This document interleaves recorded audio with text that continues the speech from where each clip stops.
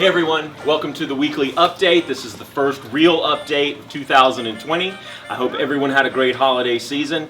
Thank you first and foremost for everyone that gave me feedback from the last video.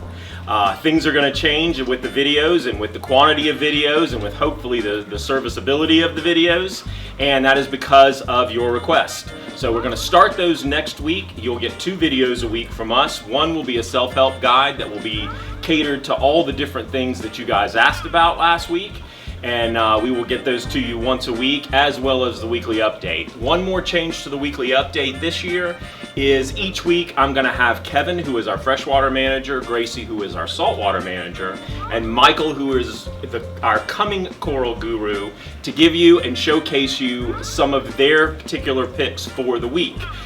These will change every week based on what they experience, and it'll be a little bit different than just my normal walkthrough. So that will be added to this week. If you will come with me, we will see what's new at Fishy Business for 2020. One of the first things that I'd like to show you are these new shape rocks from area.We. One of our top selling things, if not the biggest thing that we sold last year, were our shape rocks for marine aquariums. They're really, really cool and make designing an aquarium a lot easier if you're not inclined to art yourself. It takes a lot of that guesswork out. But these are brand new, and they came out right at the end of last year. We showcased them a little bit, but we didn't have very many because they were so new. But these towers are really, really amazing from area.We. Not to take anything away from any of the other things that we stock, but if you've got a coral reef, if you're not so inclined to reef tank design or saltwater tank design, these are a fantastic way to just buy your way into a really cool look for your aquarium. Something else that I'd like to show you are these new stands that we're getting in. We are going to try to expand all of our lines of both high-end and low-end stands so that we can meet every single budget. A lot of new designs are going to come to you this year, and the first of which I didn't expect to be here this early, is our economy type stands. What makes these so nice is they're a very simple stand, but the quality of La Rochelle Designs and the ideas of Fishy Business put together have made a very affordable way to have a significantly nicer stand than some of the industry stands that you will see that just come prefab. These are all handmade by Chad La Rochelle, just as well as the extremely nice things he does. So the same quality is going into it, they're just a little more affordable and not quite as fancy. So if you're looking for something, throw away the wrought iron stand, the particle board stands, and get you something that's nice, that's the same or less price. Let's go look at the fish. A lot going on in the freshwater department today. As we're back, availability is really huge this year so far, and we will go see all that came in. Really sweet hatchet fish came in this week that are healthy and doing really, really well. Love hatchet fish because in a communal tank, they stay near the top pretty much all the time. The little epistogramma is swimming with them right now, which we don't always have either. But they're really cool because the focal point, they stay right there, whereas a lot of your community fish tend to swim either in the middle or on the bottom. They're a great way to kind of break up the look of the tank. So, plus they're cool. I mean, they look like little hatchets. How could they not? I got some really, really nice large fire mouths. These have yet to color up, but they're a perfect size if you like South American cichlids. South American cichlids tend to get big. They're your tank buster kind of cichlids, but they're very showy. They look really cool in a large tank, and these color up really nice with a lot of red right around the gills and the lower part of the mouth. So fire mouth cichlids look really, really good this week. We got some really, really beautiful green neon tetras. Very rare that we have the green neons. Typically we have the normal neons and of course the cardinals. And the cardinals down here, the tank raised ones, are so bright, I mean you couldn't miss them from 10 feet away. But these greens are really cool too because they're a smaller fish. They are electric, they're doing very, very well. And for some of these smaller tanks that maybe you are contemplating getting, the desktop type tanks, the nano tanks, and maybe something that you got for Christmas, these are fantastic. These are fantastic. Also this week we got some beautiful fancy guppies. I am not a guppy person. I'm a saltwater guy. But If I were a guppy person, these are the guppies that I'd want to have. They are electric, they've got a lot of great color, they're big and bold, and they're great starter fish if you've got a young child or someone just starting in the hobby. Who doesn't like a guppy? These are something I haven't seen very rarely before, or very rarely, are the snow white parrots. Those of you who are familiar with Central and South American cichlids, a lot of you have kept the blood parrots. They're really, really nice. The snow white parrots are really, really cool just because they're the same fish, but they're not an albino, but they have that albino look. And temperament-wise, being like the blood parrots, they will go well in that kind of environment. So really cool. I don't have a lot of them, but Kevin's got some pretty nice ones this week. Now, for things we don't typically have, an extra large clown knife. Absolutely gorgeous show fish. If you've got a tank that's a 125, 150 or above, and you've got a lot of Central South Americans, a lot of oddballs, and you want to show some fish off, you'd be hard pressed to beat something as cool as this extra large clown knife. But if you did want to beat it, the cooler thing would be this arowana right here, swimming around with these extra large ornate calypteris that we got in a couple of weeks ago. Again, these are phenomenal fish. They're going to get bigger still, so you would need a very large tank for them, but they are beautiful. We don't have them very often like this, and they are definitely collectible in that respect, show-stopping. We also got, Kevin's got some really, really nice extra large clown loaches in this week. Those look like they probably came out of somebody's tank. That's why you don't typically see them that cheap of price for that size, but they're fully colored up, they look great. They will go in just about any kind of tank and be a great bottom showstopper. And while we're talking about Kevin, we want to find out what his fish pick of the week that he got in is. So, Kevin, if you can, what is your fish pick of the week? Definitely thumbs down the variety of tiger barbs that we have this week. We've got some of the most amazing looking green tiger barbs in that we've had in a while. They're a different color more from the regular tiger barb. They will still cohabitate with the regular tiger barbs, but you really should get a minimum of 3 to 5 of each different color more for them to school properly. We've got some really nice looking large tiger barbs in the platinum green, which is a different color more from the regular green, which really stand out even in a dimly lit tank such as this. That's why I picked a dimly lit tank for that. Barbs can actually be used as dither fish for some smaller South American cichlids in some cases and stuff like that. Do preferably 7 or more of them if you're going to do them though, so they can school properly and not nip at your other fish. Barbs really have a bad reputation for that. It's only because people usually don't keep enough of them.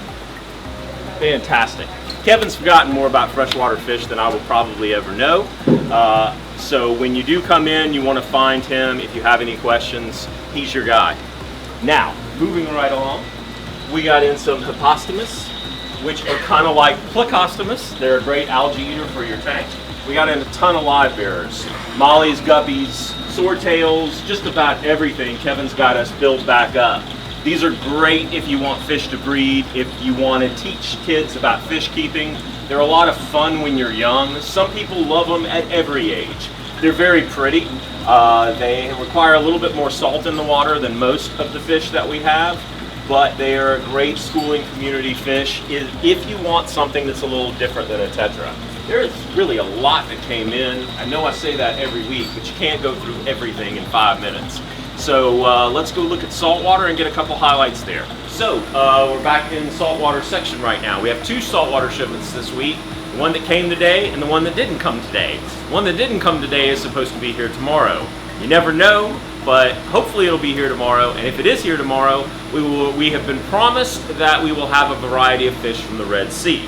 Why is this important? Because the Red Sea typically means purple tangs, sohole tangs, things like that. So there could be a very unique allotment of fish coming this week on Thursday. I would definitely tell you to pay very close attention to Facebook this week if you can't get in. I'm sure Gracie will be posting pictures. And if you can, come down maybe Friday or Saturday this weekend. I'll be here Saturday and Sunday, and we can look at them together. There will be more than what I'm about to show you, but I'm going to hit a couple of the highlights of what came today. And what came today, we have a good bit of brittle starfish. I was going to take one out, but this guy seems like he's ready to come out anyway. Brittle stars, serpent stars, there's a lot of different, talk about having them in a reef tank and stuff, because they can, even though we sell them as a type of community starfish, they can be aggressive in their unique ways that they can catch small fish. Really, this happens more with the serpent star than the brittle star. The only exception when the brittle stars get exceptionally large. Brittle stars are great for a lot of reasons. They can get into the nook and crannies of your reef tank and clean it very, very well.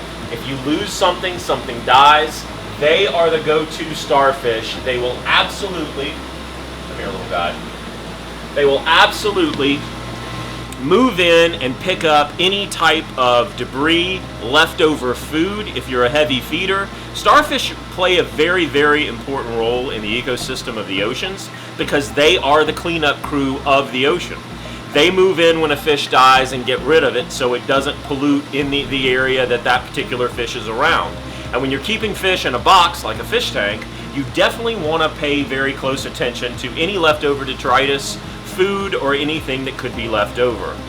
These starfish are absolutely fantastic when you get them when they're small. They're not very expensive at all. The average person, when they see them crawl out of your rock, thinks it's an octopus. So it's worth it just to make a statement if you just want to have a statement-making fish in your tank. Leopard wrasses came in this week. I always love it when Gracie puts them together because they put on a real show together. This is a great reef fish. They stay pretty small and they only mess with very, very, very small invertebrates. Typically they will not mess with snails and things like that, so you don't have to worry too much about that. The uniqueness of the color pattern of their body is phenomenal, and they're very hardy and they make a great statement in a tank. One of the crabs that came in this week that we don't oftentimes have, and I'll have to pull them out, is the Sally Lightfoot crab. It's a very flat, tarantula-like looking crab, but it is one of the few crabs that, while I'm not saying it's going to eradicate your tank of hair algae, it does eat algae constantly on the rocks. It stays very close to the rocks as it does not have a big body and constantly picks all the time. So this is a very good crab just to have an extra statement. It almost has like a flashing part of its shell. It doesn't actually flash, but when the light hits it, it really looks cool running across the rock. These don't typically get too big, so if you get them small, they can be a good additional crab. I think, personally, I like them much better than small little hermit crabs that, for me, you have to have a lot more of to do very much in a tank, but they're very cool. One of the highlights that we already got, and this did come from the Red Sea, although not from that shipment, is the Asper Angel. He's swimming right here. He is in his full juvenile colors with the adult yellow marking. Gets very large. It is a very domineering fish. It will eat corals, but in a fish-only tank is a great statement maker. I have one that's over 20 years old in a service account. It is a fantastic fish when it comes to making a statement. Now, it is in the juvenile stage right now, which in my opinion, as I've said many times, is the hardiest, best time to buy a fish like that, especially a high dollar fish like that if it was 3 more inches, it'd be $300. So anyway, as this fish grows, it gets very large. It will become dark, almost a black color with a purple line through it, and it will have a beautiful yellow center, almost crescent shape to it. So it's a fish that actually morphs in a different way than it looks right now, like a lot of the larger bodied angelfish, and it gets phenomenally beautiful. It will run a tank as far as the dominance, but it is not so mean that it'll kill anything aggressive like a trigger or something like that. So anyway, got a large dragon wrasse this week. Really, really pretty. This is a favorite among a lot of people that have reef tanks. They're very personable. They do dig a lot. They move a lot of sand because typically their main prey lives in the sand, so they kick it up a lot, but this is a really, really cool fish. Because of the way that it swims and curves throughout the tank, it is a choice fish for a lot of people. Now, I'd like to turn things over to Gracie because she's got a spotlight fish of the week in her department. Gracie is our saltwater manager here. She runs everything saltwater, and I'll let her point out her fish of the week. Okay, so what are we calling this? Our spotlight fish? of the week is a common one everybody kind of knows, the clownfish. It's Oscillaris. There are many different types, but the cool thing about these guys is that they get along with just about anything. You can start a tank with these guys, cycle it with them. They can last to the high amounts of ammonia and nitrate all the way through to the very end. They get along with any fish, whether it's a community tank, semi-aggressive or aggressive. Just if they're aggressive, like a lionfish or something, you got to make sure they don't fit in their mouth. But that's kind of just about it. But they're pretty cool fish. You could also keep them in a small, like 10-gallon tank. So if you have a child who, oh, I've seen Nemo and wants to have a saltwater fish, they can have one. They're not really that difficult to care for. So, but that is pretty much it. Perfect. The clownfish truly is probably the best saltwater fish that we sell, just because it fits almost every single type of aquarium environment, whether it's aggressive, whether it's peaceful, and it is by far and away the easiest fish to keep. Now, moving right along, we got the lightning wrasse. This is a beautiful fish that we don't have very often. Cobalt blue mixed with a electric yellow. Beautiful, beautiful fish. Thalassoma type wrasse though, so it is a little bit aggressive. A ginormous harlequin tusk. What to say about the harlequin tusk? It's one of the hardiest fish we sell. It'll go in almost any aggressive tank or with larger fish. It is an aggressive wrasse. They do hail from Australia, the nice ones that we stock anyway. They get blue teeth as they age, and they get a lot of blue around there. I think of Clemson every time I see them. If there was ever a fish that was designed to be a Clemson tiger, it would absolutely have to be the harlequin tusk. I'm a Carolina fan though, so I don't care. We got in really nice blue tangs this week. Normally we get in really nice little blue tangs, but Gracie got us some really nice ones. These you can actually see. So for the money, the weight, the girth of these fish are very large. Those are some saltwater highlights, but a lot of stuff is coming in tomorrow. That's actually the bigger saltwater selection. So you'll be, again, watch Facebook. I want to go look at corals right now, and especially spend a couple minutes with Michael Bartlett, because he has picked out his coral of the week he wants to tell you something about. Michael, take it away. Hey y'all, if you know me, you know I'm a big fan of zoanthids. So right here I set aside a whole bunch of zoanthids to showcase to y'all. Reason being that I like zoanthids is because they're a very vibrant coral and they're very easy to take care of. So you get a lot of color for not a whole lot of money and not a whole lot of work. So it's always a really good trade-off. Over in here we got a big variety. We got some rostozoas, which are really fast growers. They propagate really quickly. In fact, if you come in the store, you can see we got a big old rock full of them right here.